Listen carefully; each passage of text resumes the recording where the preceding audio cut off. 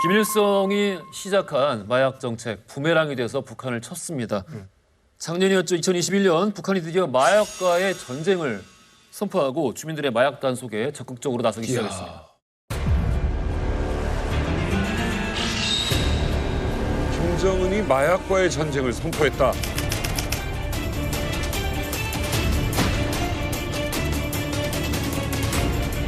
전원회의에서는 조선민주주의민공화국 금속공업법, 화학공업법, 기계공업법, 마약범죄방지법의 채택과 마약범죄방지법의 채택과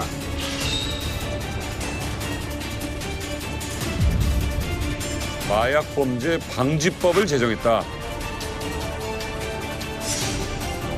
과학기관들이 타겟이다. 타겟이? 연구원들. 이야.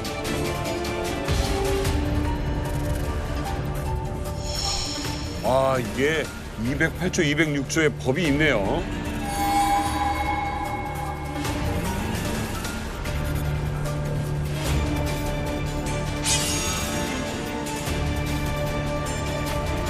어쨌든 마약을 뿌리 뽑겠다라는 김정은의 의지가 돋보입니다. 예, 아니 아까 보니까 이 북한 주민 30% 정도가 뭐 마약을 경험을 한다고 하는데, 어떤 통계에 의해서는 예, 이 마약을 하다 들키면 뭐 사형이나 뭐 이런 거 받나요? 북한은 언제나 늘 마약범에 대해서는 단속을 심하게 했어요. 심한 경우 사형에 처하도록 했고, 그렇다 보니 저희 집 같은 경우는 아빠가 중국을 통해서 비법 도강을 많이 했지만 뭐 가짜 골동품, 뭐 개구리 기름, 뭐 이런 북한에서 나오는 군용 칼 이런 거랑은 자주 내다가 파셨지만 절대로 흰 가루에는 손을 안 대셨어요.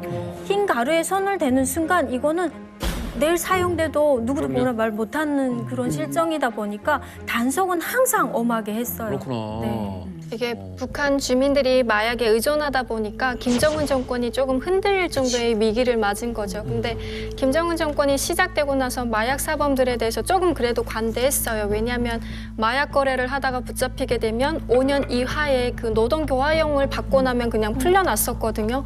근데 2013년에 법이 개정됐어요. 사회주의 문화 침해법으로 개정해가지고 정말 가장 크게는 사형까지 선포한다 했는데, 지금 얼마나 북한에서 마약 범죄 관련해서 심각하냐면 국경을 지키는 군인들이 마약에 손을 대다 보니까 얼마 전에는 국경 경비대를 다 철수시키고 거기에 20만이 되는 특수부대를 배치시켰어요. 그러니까 그만큼 지금 김정은이 마약과 관련돼서 엄청난 위기감을 느낀다는 거예요. 국경에 있는 경비대까지 교체할 정도의 위기를 느끼는 거죠. 그러니까 북한이 사실은 이게 이제 부메랑을 맞은 거예요. 그 전까지는 좋았지. 우리가 팔아가지고 외국에 팔고 그치. 외국에도 뭐 뭐가 되든 간에 우리는 그치. 돈이 벌리니까 했는데 그게 이제 국내로 딱 퍼지면서 자기 문제가 된 거고. 그렇죠. 그랬는데 북한의 형법이 개정되거든요. 그전에는 없었는데 그때 들어간 게 포르노, 그다음에 매매춘, 그 세 번째가 이제 마약이거든요. 그러니까 왜 자기들도 단속 근거가 있어야 될 거 아니에요. 그러니까 형법을 마련한 거고 그때도 자기들의 이제 발등에 불이 떨어진 거죠. 그래서 막 단속을 하기 시작한 거죠.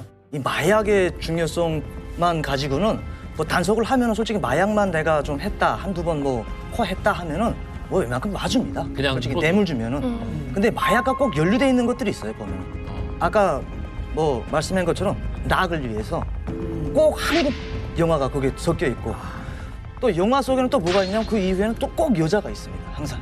다 연결고리가 대단하니까 당연하게. 정당에는 마약을 쓴다면은 한국 영화가 들어가고 여자가 들어가고, 그거 이제 마지막에 사용할 때는 마약으로 인한 사건이다라고 되는 거죠.